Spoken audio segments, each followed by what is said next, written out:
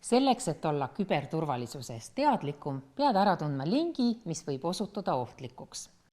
Eelkõige pead teadma, et kahtlane link võib saabuda tuttavast kohast, näiteks mõnelt ettevõttelt SMS-i teel, sõbralt emaili kaudu ja pereliikmelt Messengeri, WhatsAppi või mõne muu levinud suhtlusrakenduse kaudu. Enamasti kutsub lingi juures olev tekst lingile klikkima, nagu ka uudiste pealkirjad. Võivad esineda sellised laused.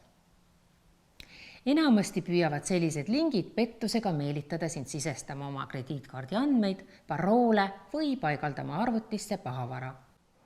Kui link saabub mõnelt tuttavalt inimeselt, kuid tavaliselt ta selliseid asju ei saada, küsi mõnes muus kanalis temalt üle, millega tegu.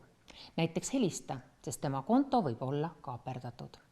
Kui juhtud siiski klikkima, ära sisesta kuskile tundlikku informatsiooni.